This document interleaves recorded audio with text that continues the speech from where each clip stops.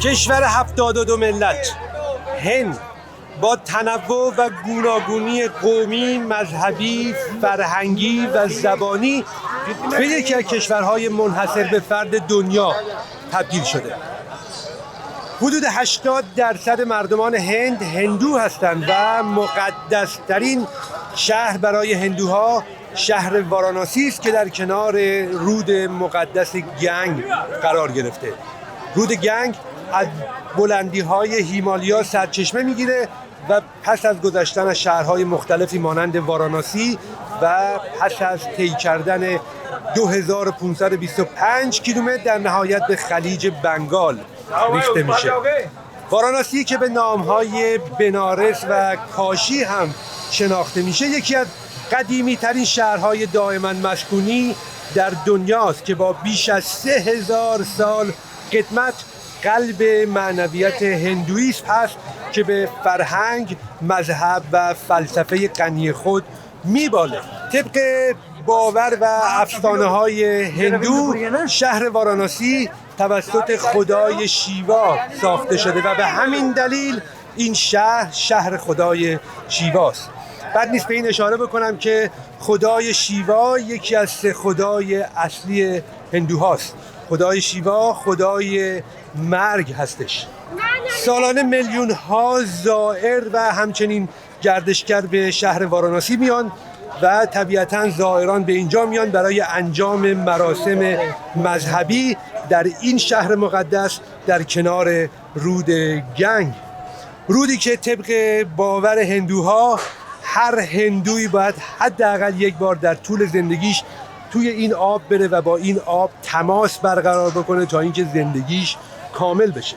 شهر واراناسی شهر مورد علاقه من در هند هستش و به همین دلیل برای دومین بار به این شهر برگشتم تا اینکه هم لذت ببرم از بودن در این شهر و همین که بیشتر با این شهر آشنا بشم و طبیعتاً برنامه‌ای هم در مورد این شهر بسیار جالب بسازم. در کنار رود گنگ یک سری پلکان وجود داره، همین پلکان‌هایی که اینجا هست که بهشون میگن گات و حدود 88 گات در امتداد رود گنگ قرار داره که گات‌های مختلفی هستن، گات‌هایی که تاریخی هستن یا از اون استفاده میشه برای سوزوندن اجساد یا اینکه برای تجمعات استفاده میشه، ولی تمام اونها مهم هستن در هندویسم و طبیعتاً در شهر واراناسی. زائران به اینجا میان، روی گات‌ها میشینن و لباساشون رو عوض میکنن، موشون رو کوتاه میکنن، موشون رو میتراشن، دعا میکنن، شمع روشن میکنن، گل میذارن روی این بشقابای کوچیک و ول میکنن روی آب و روی رود گنگ و کمی جلوتر هم میشه گاتی رو دید که اجساد هندوها رو در اینجا آتیش میزنن.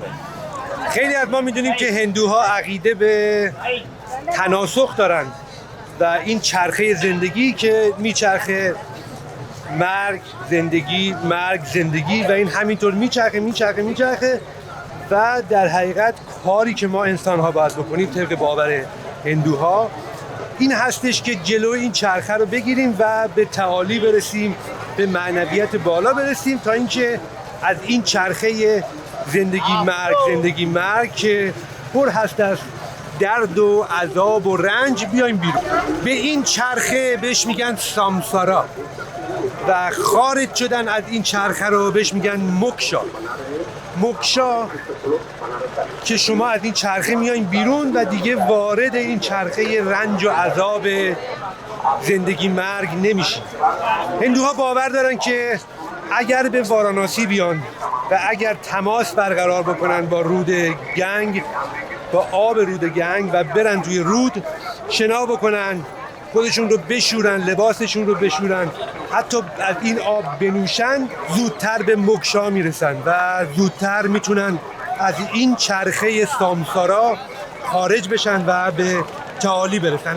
هرچند که برای خارج شدن از این چرخه یعنی رسیدن به موکشا چند مرحله وجود داره، ولی تماس برقرار کردن با آب رود گنگ کمک میکنه که به این مرحله برسن، به این موکشا برسن. جالبه یکی از این مراحل این هستش که کارماشون رو ارتقا بدن و در حقیقت کارهایی رو انجام بدن بدون در نظر گرفتن نتایج اون. یعنی اینکه خیلی به طور ساده کمک به دیگران بدون اینکه انتظاری از دیگران داشته باشه. در این شهر یکی از چیزهایی که وجود داره، آدمای سمجی هستن مثل ایشون که همش میاد میگه دست میده میخواد ماساژ بده. علاوه بر اون افرادی اینجا هستن به نام بابا که انسانهای روحانی و معنوی هستن. البته بعضی از اونها که اینجا میشه خیلی از اونها رو دید نشستن که معمولا هم لباس نارنجی بر تن کرده. اینها باباها، اینا گداهای مذهبی هستن که حالا در بینشون هم خیلی آدمای شیاد زیادی هم پیدا میشه، ولی اینها در حقیقت تارک دنیا شدن و یک نوعی درویش هستن، بخوایم خیلی بهتر اونا رو درک بکنیم، و کسانی هستن که با کمک‌های مردمی زندگی میکنن، کنار خیابون زندگی میکنن، نه خونه دارن نه زندگی. و هندوها وقتی اینجا میان برای انجام مراسم، یکی از کارهایی که انجام میدن در حقیقت کمک کردن به این باباها هست که کارماشون رو ارتقا بده و کمک بکنه به اون رسیدن به اون موکشا. علاوه بر بابا هم اینجا گیرم، یعنی این میبینه من دارم حرف میزنم، از اونجا داره همینجور دنبال من میاد تا بگی بیاریم سوار قایق میشه. نو بود نو دیگین بره لاکل بره Good time then the side seat. دان نہیں جڑ پر لاکل بده تو بنا کے Barka good time. تاکہ بچے گاڑی بڑی لکھ دیجیے دیگه اینم که میگه دست بده، میخواد یه ماساژی تو دستت بده و نو ماساژ نو نو نو نو ماساژ No gold. نو ماساژ nothing no hope yes photo yes but no massage no go. اینا کار ندارن داری چی کار میکنی، حرف میزنی نمیزنی، اینا کار خودشونو میکنن. این رانندگیه دیگه. این ماساژوری هم میان یه دست میارن جلو، میگن مثلا نماسته سلام چطوری، دستو میارن دستو ماساژ میدن، میگن یه ماساژ بده. از این چیزا که بگذری مثلا نباید توجه کرد، اگه نه آدم نمیتونه از اینجور جاها لذت ببره. و اینجا زائران زیادی رو میشه دید که روی از طریق این گات ها میان پایین به سمت رود مقدس گنگ و نماسته، میان به سمت رود گنگ و وارد این آب میشن و شنا میکنن در اینجا و خودشون رو میشورن تا اینکه همونطور که گفتم نزدیک بشن به اون موکشا و همچنین اون مراسم رو انجام داده باشن. دبه های آب هم اینجا میشه دید که زائرین دبه ها رو میخرن و پر میکنن و با خودشون میبرن که برای کسانی که اینجا نیومدن حداقل بهشون بدن و از این آب بنوشند. آبی که به نظر من اصلا تمیز نیست، بسیار بسیار کثیف هست و اتفاقا رودخونه گنگ یکی از آلوده ترین رودخونه ها در دنیا هستش. حالا علاوه بر این که کلی فاضلاب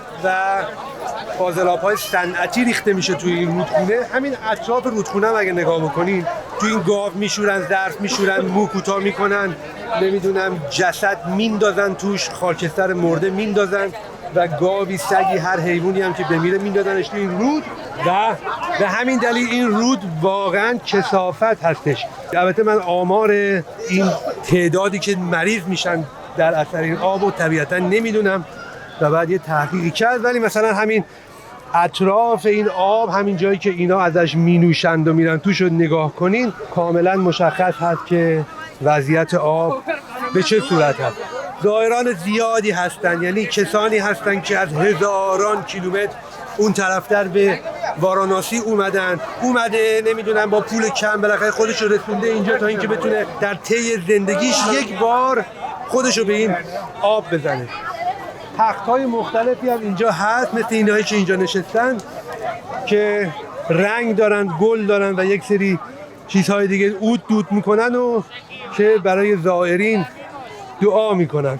اینجا همیشه به این صورت هستش، همیشه اینجا شلوغ هست. در طول سال هر روز تقریبا مراسم برگزار میشه، مراسمی که در اینجا هستش. البته شب شروع میشه این مراسم به نام گانگا آرتی اینجا که حالا بعد وقتی شب شد برمیگردیم به اینجا و اینجا رو هم نشون میدم به چه صورت هست. زائرین زیادی میان، همیشه اینجوریه. ولی جالب اینجاست در فصل بارندگی، یعنی در ماه جون جولای، به دلیل بارندگی بسیار بسیار زیاد و همچنین پر آب شدن رود گنگ که طبیعتاً بعد از فصل بهار آب شدن برف‌ها و اینجور مسائل، ارتفاع این رود یه چیزی حدود 10-15 متر میاد بالاتر و خیلی از ساختمون‌ها مثلا اونجا رو میشه دید که از اون بالا، یعنی تمام اینا میرن زیر آب، تمام این پله‌ها همه اینا میرن زیر آب و رودخونه میاد بالا و دیگه این مراسم دیگه روی این گات‌ها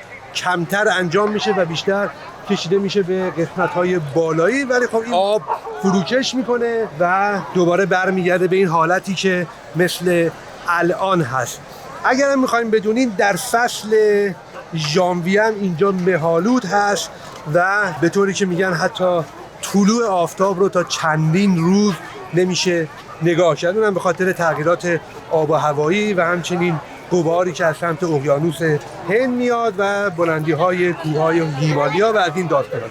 هر چه که هست شهر مورد علاقه من هستش واراناسی، شلوغ ولی واقعا غنی از لحاظ فرهنگی، از لحاظ مذهبی، از لحاظ هر چیزی که حساب بکنی، یعنی انگار یه چکیده ای از هند رو شما در شهر واراناسی دارید. یک دوری بزنیم با هم دیگه توی شهر واراناسی تا اینکه بیشتر لذت ببریم و آشنا بشیم با این شهر بسیار بسیار جالب و رنگی.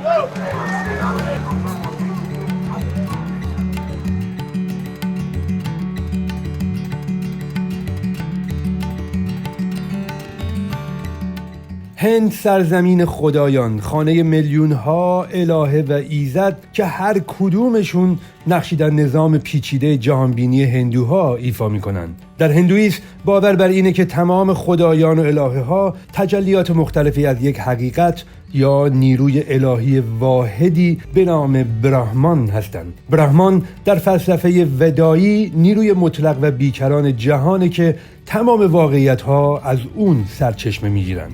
تعداد خدایان در هندویسم به دیدگاه جامع و انعطاف پذیر این مذهب باز میگرده. هر شخص یا جامعه میتونه خدا یا الهه‌ای رو بر اساس نیازها، آرزوها و ارزش‌های خودش پرستش کنه. این سیستم به هندویسم اجازه داده که در طی هزاران سال گسترش پیدا کنه و فرهنگ و باورهای متنوع رو در خودش جای بده. بنابراین اگرچه ممکنه میلیون‌ها خدا در هندویسم وجود داشته باشه، ولی همه این خدایان به نوعی بازتاب یک نیروی واحد هستند که نشان دهنده پیوند میان همه چیز در جهانه. با این حال 3 خدای اصلی یا تریموتی در هندویسم وجود داره که جایگاه ویژه‌ای دارند. براهما، خدای آفرینش، ویشنو، خدای نگهداری و محافظت و شیوا، خدای نابودی و بازسازی. شیوا نه تنها خدای نابودی بلکه خدای رهایی هم هست. شیوا نماد پایان چرخه تناسخ هست، جایی که روح انسان از تولد و مرگ‌های مکرر آزاد میشه. هرچند که اسم شیوا در خیلی از فرهنگ‌ها نامی مؤنث هست، ولی در هندویسم شیوا به طور کلی به عنوان یک خدای مذکر شناخته میشه. او نماینده تعادلیه که فراتر از جنسیت عمل میکنه. این ویژگی شیوا را به یکی از پیچیده ترین و البته جذاب ترین خدایان هندویسم تبدیل کرده. شهر واراناسی که به باور هندوها توسط خود شیوا بنیانگذاری شده، مقدس‌ترین مکان برای این رهایی است. هندوها معتقدند که اگر کسی در واراناسی بمیره، شیوا در لحظه مرگ مانترا یا به عبارتی کلام یا عبارت مقدسی به زبان سانسکریت که قدرت معنوی یا انرژی خاصی داره به روحش نجوا میکنه که باعث رهایی او از چرخه زندگی و مرگ میشه. یکی از معروفترین گات‌ها در اینجا، همین نشیمنگاه‌ها و پله‌ها، گاتی هست به نام مانیکارنیکا. گاتی که اینور هست که تقریباً فیلمبرداری در اون ممنوع هستش. در این گات اجساد رو میسوزونن و تقریباً همیشه چندین جسد روی آتیش قرار گرفته و دارن میسوزونن روی الوارهای چوب و انبار چوبی هم در همون کنار هست و جسد رو میارن و اکثرا هم با هلهله و شادی و موزیک و رقص جسد رو میارن اونجا و ابتدا با آب گنگ اونو تطهیرش میدن و بعد میپیچوننش حالت لای کفن و بعد روغن گی میمالن به جسد و در نهایت هم میذارن روی الوارهای چوبی و آتیش میزنن این جسد رو و بعد هم قسمتی از استخون و خاکستر رو میریزن در این رودخونه مقدس گنگ.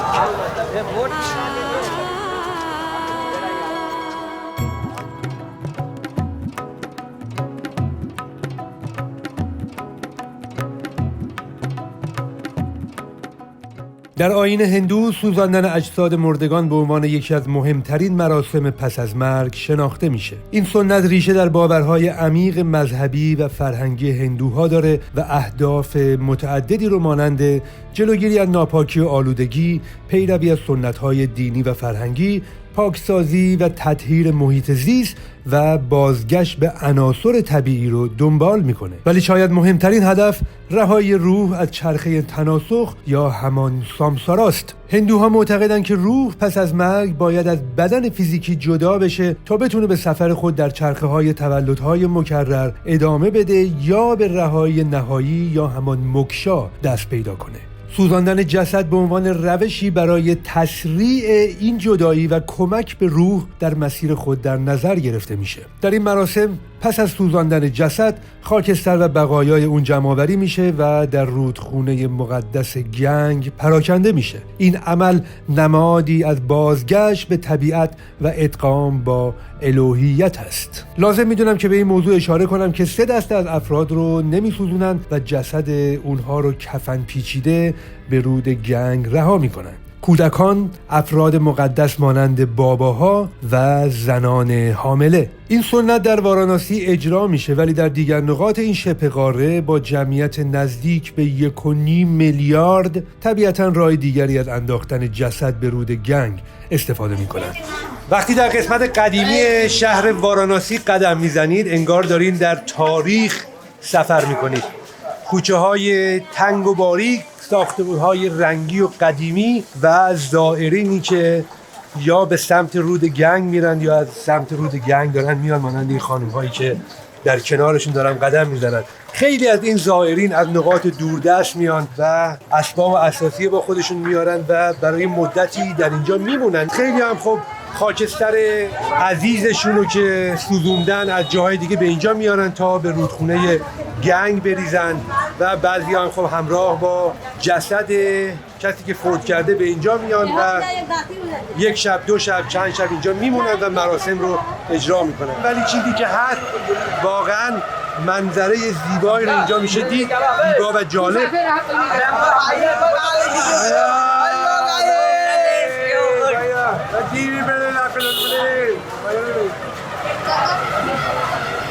و هندیایی که همیشه عاشق دوربین هستن که ازشون عکس گرفته بشه و توی تصویر باشن.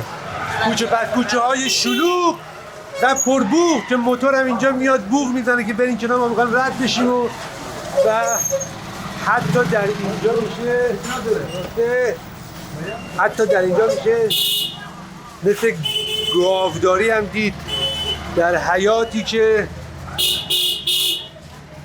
مثل گاوداری هست. خانم‌های رنگی، یک حالت سقاخونه هم اینجا هست. یه آب نمیدونم چی نوشته، البته آشامیدنی برای من نیست و خارجی ها ولی خب خیلی ها از این آب می نوشن. تصور بکنید وقتی از اون رودخونه آبشو می نوشن دیگه این آب واقعا دیگه عالی هستش. کوچه های باریک و ساختمون های قدیمی که اینجا مثل بقیه هند انگار که خیلی بهش رسیدگی نمی کنن. البته به هیچی در هند به نظر من رسیدگی نمیشه، حتی ساختمان های نو و جدید و کاب های برق و دیوارهایی که نقاشی شده و چیزی که من بسیار بسیار لذت میبرم از این هند که بارها در برنامه هم گفتم رنگ هستش. الان شما اینجا رو نگاه بکنین، همین جلو رو نگاه بکنین چقدر رنگ هست. این خانوما رو میبینین، من واقعا عاشقشونم. رنگ زرد، سبز، قرمز، واقعا عالی هستش، بسیار زیباست. و طبیعتا گاو هم میبینین، گاو هایی که بعضیشون واقعا بزرگ هستن مثل این. که معمولا هم دور و بر این سبزی فروش ها دور میزنن که بتونن یه پاتک بزنن به این سبزی و یک سیبی گوجه چیزی به دهن بگیرن و برن. نماسته. و همچنین در قسمت قدیمی پر هست از معبدهای کوچیک که میشه در توی اون مجسمه دید و نمادهای هندویست، سواستیکا و خیلی از نمادهای دیگه که پر هست. تقریبا سر هر کوچه‌ای میشه یک معبدی رو دید. معبد بسیار زیبا. این آبیه که گفتم قابل شرب نیست برای من، ولی خب خودشون میخورن. یعنی این آب از زیر زمین در میارن، تلمبه میزنن و این آب گوارا رو می‌نوشن. نماسته. هی اوکی.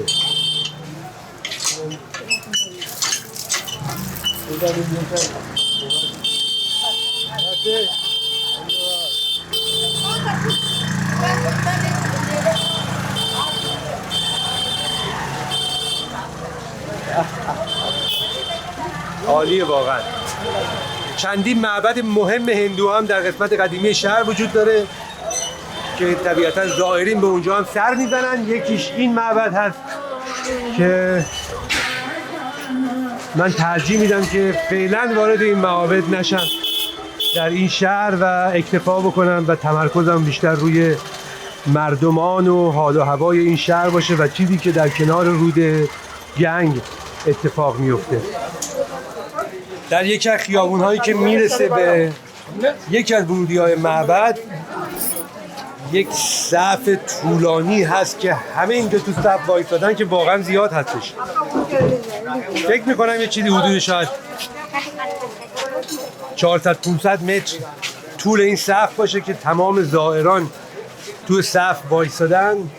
هر کدوم هم یک هدیه گرفته دستش، چنین هدیه‌ای که شیرینی است و گل که برن به معبد و اونجا تقدیم بکنن. It's milk? Yeah, it's milk. Milk. Bhang, what the Bole Baba. Oh. Drop out Bole Baba. Oh, the bol baba. Flower and sweet. Sweets. شیر هست و شیر هست. شیر و گل و شیرینی که معمولا هر زائری داره میره اونجا Which channel you post? تقدیم میکنه به معبد. Which channel you have? یوتیوب. YouTube. Name. What's the name of channel? هومن دیوید. Humam Devi. هیومن دیوید. I will subscribe that. Not mobile not allowed, but I will subscribe. Humam دیوید. Devi. Thank you. زنده باد. اوکی گود لک. اوکی بابا.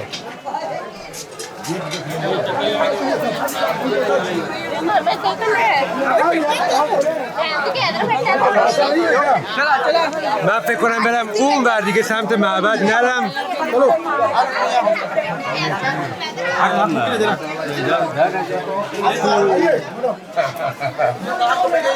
واو واقعا شلوغه، واقعا شلوغ. همه وایسادن در اطراف معبدم.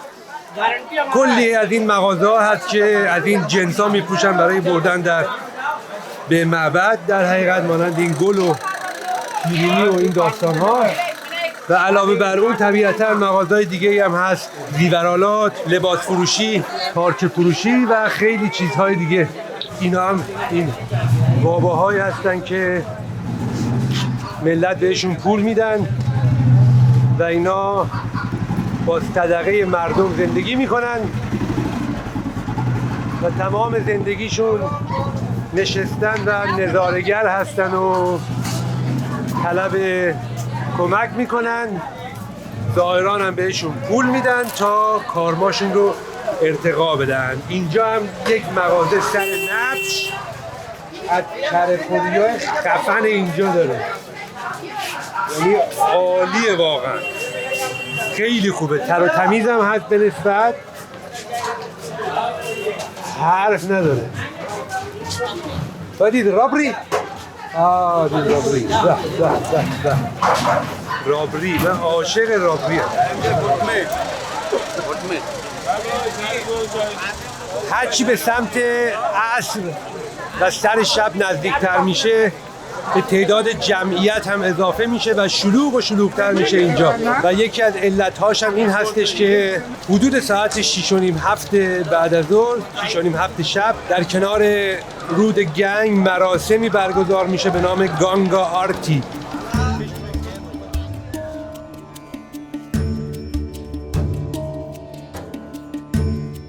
واراناسی، شهر معنویت و تاریخ در کنار رود گنگ که هر روز در لحظه جادویی و روح‌انگیز به اوج میرسه. مراسم گانگا آرتی. این مراسم سنتی که هر شب در کرانه‌های گنگ برگزار میشه، گویی پلیس میان انسان و الهیت، میان دنیای مادی و معنوی. گانگا آرتی نه تنها یک آیین مذهبی بلکه یک تجربه حسی است که معنای زندگی و مرگ، پاکی و بازگشت به خویشتن رو به تصویر میکشه.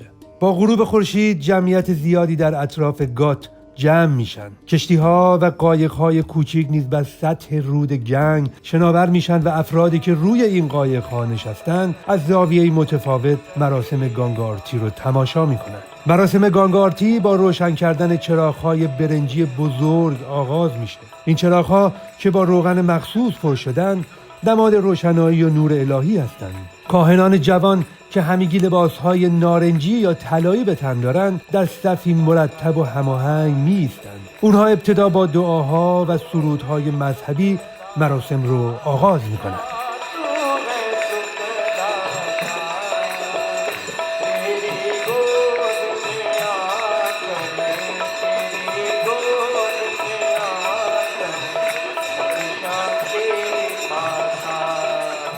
یکی از زیباترین جنبه‌های گانگا آرتی هماهنگی حرکات کاهنان است. هر کاهن چراغ‌های بزرگی رو با حرکات نرم و موزون به طرف آسمان و رود گنگ بلند می‌کنه و می‌چرخونه. این حرکات نمادی از احترام به رود گنگ که به عنوان الهه گانگا شناخته میشه هستش. در اساطیر هندو گنگ رودخانه‌ای است که از بهشت به زمین اومده تا بشر رو از گناهانش پاک کنه. در طول مراسم عطر عود و گل‌های تازه فضا رو پر میکنه. تماشاگران گویی با این عطر و صداهای موسیقی مذهبی به دنیای دیگه‌ای منتقل میشن. صدای ناقوس‌ها، سرودهای جمعی و طنین صدای درام‌ها قلب هر کسی رو تحت تاثیر قرار میده. هر بخشی از گانگا آرتی معانی عمیقی در خور داره. روشن کردن چراغ‌ها نماد دور کردن تاریکی از زندگی و دعوت به نور و آگاهی است. دود عود نماد پاکسازی روح و فضاست و سرودهای مذهبی پلیس میان انسان و الهه گانگا. در این مراسم الهه گانگا نه فقط به عنوان یک رود بلکه به عنوان مادر و منبع حیات پرستش میشه. هندوها باور دارن که آب گنگ قدرت پاک کننده معنوی داره و مراسم گانگا آرتی فرصتی است برای قدردانی از این نعمت الهی. اون چیزی که گانگا آرتی رو خاص‌تر میکنه حضور مردم از تمامی طبقات اجتماعی و ملیت‌های مختلفه. برخی برای عبادت و برخی هم مثل من برای مشاهده و تجربه فرهنگی اومدن. گانگا آرتی تنها یک مراسم مذهبی نیست بلکه تجربه است که تمام حواس انسان رو درگیر میکنه. این آیین یادآور اهمیت طبیعت، معنویت و احترام به زندگی است. تماشای گانگا آرتی در واراناسی فرصتی است برای تأمل در زندگی و ارتباط عمیق با جهان هستی.